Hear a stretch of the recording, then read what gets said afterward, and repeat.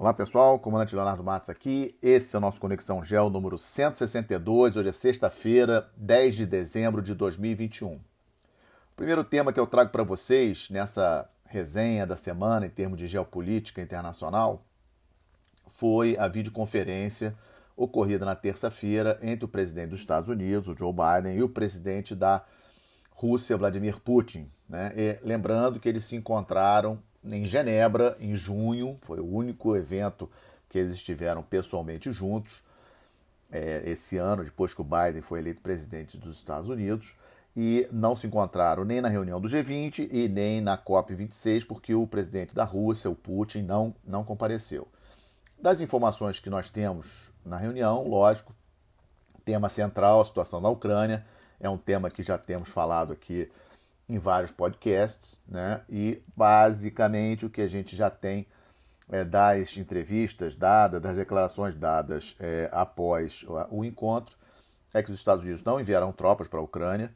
Os Estados Unidos se posicionam de maneira contrária a qualquer intervenção militar da Rússia na Ucrânia, como era esperado, mas sinalizando que as consequências serão mais no campo econômico, sanções econômicas, etc. Isso aí foi interessante. Foi falado também na quarta-feira, depois, né, a reunião foi na terça, na quarta-feira, foi falado que possível aumento de tropas nos países membros da OTAN, ali da fronteira com a Ucrânia, Polônia, Romênia, mas não envio de tropas para a Ucrânia. Então, esse é um dado interessante, né? O que mostra que, na verdade, na minha avaliação, o tema da reunião por trás, né, é China. O grande medo, é importante a gente entender que a grande preocupação dos Estados Unidos não é com a Rússia. Né? A Rússia, o objetivo principal da Rússia é, obviamente, manter a sua soberania, como todo país, mas especificamente do Putin, é se manter no poder.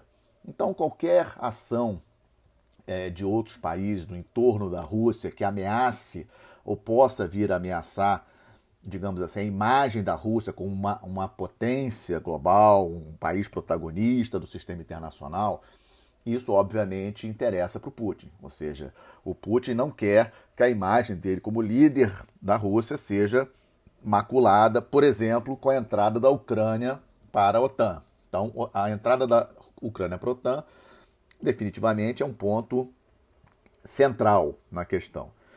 Mas, como eu já tinha comentado, a questão das províncias do leste da Ucrânia, aquelas províncias que se sublevaram em 2014 e apoiadas pela Rússia, né, tem uma linha de cessar-fogo entre essas províncias do leste da Ucrânia e o resto do território ucraniano, saiu também a possibilidade dos Estados Unidos convencerem a Ucrânia de abrir mão dessas províncias, dar mais autonomia dessas províncias. E aí eu que pergunto a vocês, por que os Estados Unidos fariam isso? Né? Por que os Estados Unidos conversariam com a Ucrânia no sentido da Ucrânia flexibilizar um pouco a sua posição em relação a essas províncias, de modo a permitir talvez até delas se tornarem países independentes e coisa assim? E a única resposta que eu tenho é China. Porque a grande preocupação dos Estados Unidos, estratégica, do mais alto nível, é o crescimento chinês e a China ultrapassar os Estados Unidos, se tornando a maior potência global. A Rússia não tem condição de superar os Estados Unidos e se tornar a maior potência global, porque a economia da Rússia é 10 vezes menor, aliás, 10 vezes não, 15 vezes menor do que a economia dos Estados Unidos. Embora a Rússia ainda seja muito respeitada em termos militares, mas em termos econômicos não se compara. A população da Rússia é menos da metade da população dos Estados Unidos, em termos de muitos outros aspectos. Lógico que na parte militar a Rússia ainda é muito relevante, né? Mas a grande preocupação dos Estados Unidos é realmente a China, e a conversa do Biden e do Putin talvez tenha sido um pouco nessa direção. Inclusive coisas do tipo transferência de tecnologia de determinadas armas, como, por exemplo, as armas hipersônicas. A Rússia tem, na avaliação de muitos especialistas, a Rússia hoje é o país que tem as melhores armas hipersônicas de altíssima velocidade do mundo. E essas armas são um grande perigo, porque não existe nenhum tratado internacional regulando essas armas, como é o caso das armas nucleares. As armas nucleares temos tratados, mas as armas hipersônicas não temos nenhum tratado. E elas são muito difíceis de defender. Um míssil hipersônico de altíssima velocidade é muito difícil de ser defendido. Então pode ser que o papo, na verdade, 2 horas de conversa, 2 horas de videoconferência, tenha sido Ucrânia, mas, na verdade, a questão dessa aliança de China com a Rússia pode ter sido a moeda de troca para o Biden negociar essa questão da soberania das províncias do leste da Ucrânia, que são bastante alinhadas com a Rússia, e a questão, que é a mais importante para a Rússia, da Ucrânia não entrar para a OTAN. Sem dúvida, um tema muito importante, vamos seguir acompanhando. Segunda parte do nosso Conexão 162, disputas hegemônicas, também ainda falando dos Estados Unidos, novidade também nessa semana. Como eu já tinha previsto, os Estados Unidos resolveram cancelar a ida da delegação oficial de diplomatas e políticos, etc., que normalmente compõem a chefia de qualquer delegação esportiva. É muito normal os países enviarem junto com seus atletas autoridades, etc., e os Estados Unidos diz que não vai enviar uma delegação oficial em termos de alto nível para a China, né? Olimpíadas de Inverno na China, que ocorrerão em fevereiro do ano que vem. Obviamente a China fez aquele jogo de que não gostou, etc., mas eu acho que os Estados Unidos, na verdade, pegou leve, né? Vamos lembrar o caso da tenista chinesa, que eu falei na semana passada, né? Que deu uma sumida depois que falou, digamos assim, acusou um alto funcionário do Partido Comunista Chinês de assédio sexual. Isso pegou muito mal no mundo do esporte de uma maneira geral, e os Estados Unidos veio com essa, digamos assim, essa relativa sanção em relação às Olimpíadas de Inverno. Nada, na verdade, de muito relevante, mas foi um movimento nos Estados Unidos para mostrar que contra a questão de Xinjiang, falaram da questão de Xinjiang, na verdade, né? O motivo que os Estados Unidos disse foi a questão dos direitos humanos lá naquela província de Xinjiang, lá no oeste da China, etc., mas também é um tema que não me parece ter sido um ato assim tão grande assim dos Estados Unidos contra a China. O outro tema que trago para vocês, nessa última quarta-feira, o novo governo alemão tomou posse, final aí da era Merkel, Angela Merkel, 16 anos como chanceler da Alemanha, um dado importante, uma marca importante para ela, mas ela passou o governo para um novo chanceler que é de outro partido que não é o dela, né? Bastante interessante. O Olaf Scholz é da centro-esquerda alemã, numa aliança, né, de 3 partidos, a centro-esquerda, os verdes e os liberais. Então, uma aliança que eu até já comentei aqui algumas vezes, que vai ser bem interessante a gente acompanhar como vai ser o dia a dia, né?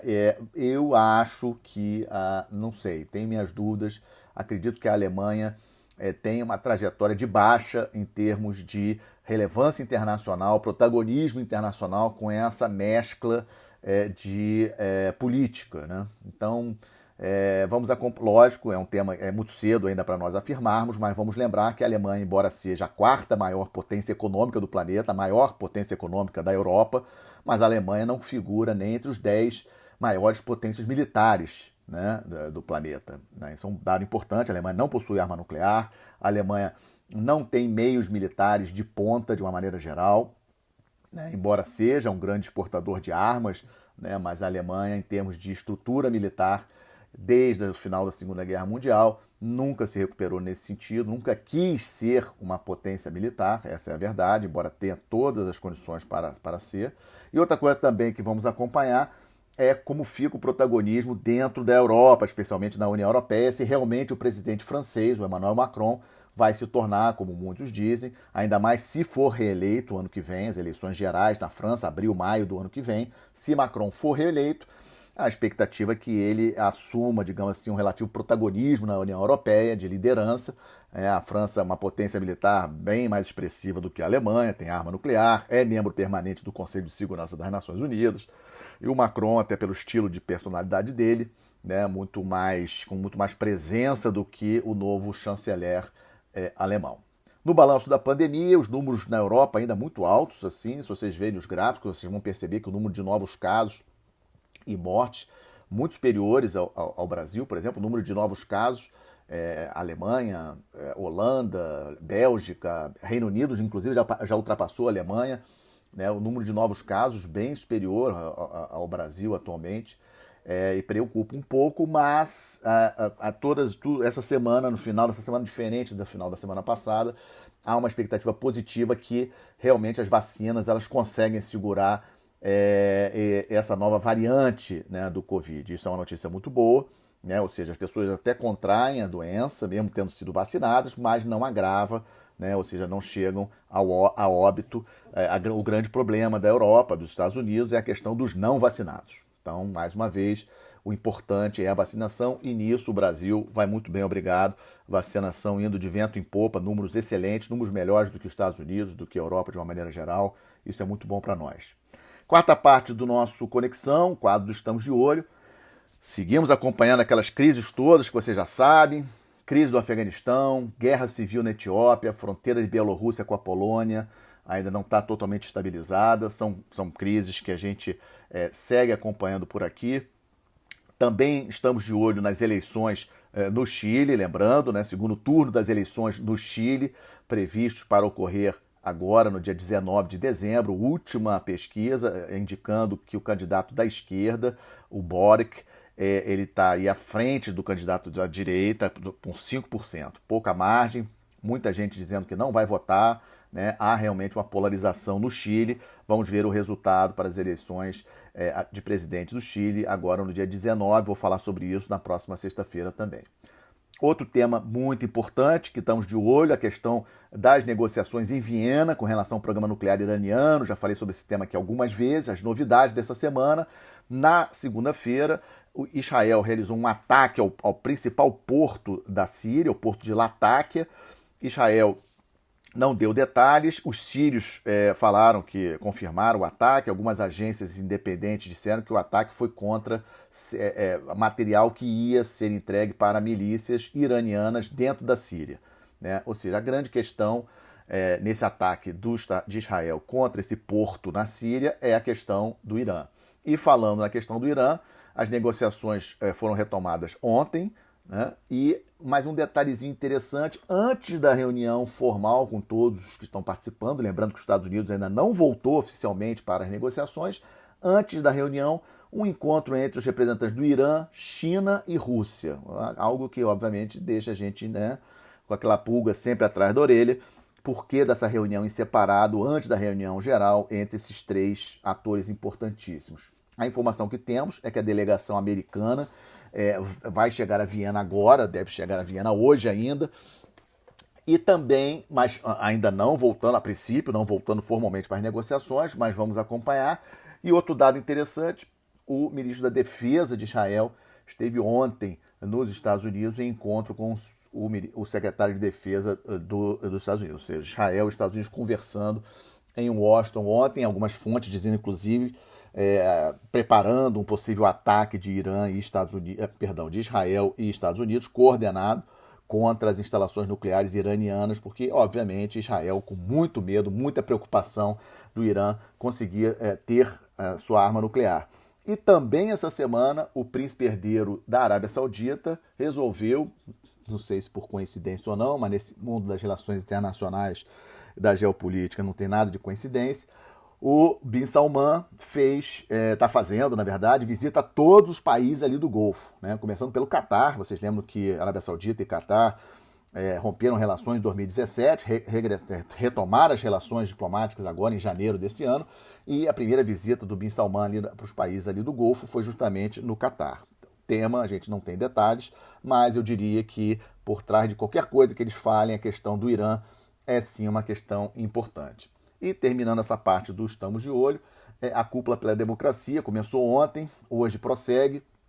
Já tinha falado sobre ela, achei um movimento um pouco arriscado da diplomacia do Biden, porque na hora de escolher quem são os países para participar, acabou deixando de fora alguns que são aliados estratégicos dos Estados Unidos, por exemplo, o Egito, né? Por exemplo, o Vietnã, Singapura, e outros países que são importantes para a estratégia dos Estados Unidos em vários lugares. Mesmo a Turquia, vejam bem, Turquia faz parte da OTAN, não foi convidada para participar dessa cúpula pela democracia. Mas Vamos ver o que sai hoje, se tem mais alguma novidade importante. Vou falar sobre esse tema na próxima sexta-feira.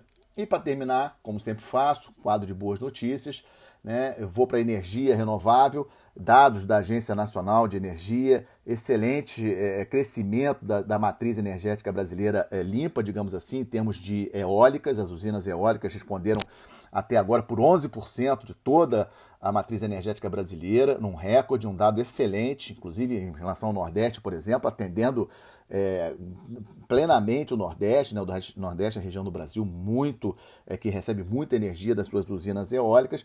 Uma grande notícia, e nesse mesmo relatório da ANEEL veio a notícia também que ano que vem, 2022, a expectativa é de um grande crescimento da solar. Ou seja, hoje a solar, que está abaixo da eólica em termos de matriz energética brasileira, a grande expectativa de um grande crescimento da energia solar aqui no Brasil. Eu acho uma excelente notícia, muito boa, e com isso termino o nosso Conexão Geo número 162, agradecendo sempre a audiência de vocês, né, a confiança no meu trabalho. Aqueles que gostaram, peço que compartilhem meu podcast com amigos, deem like lá no YouTube, que sempre ajuda a impulsionar o nosso trabalho. Tenham um excelente final de semana, uma boa semana, até a próxima sexta-feira. Muito obrigado a todos.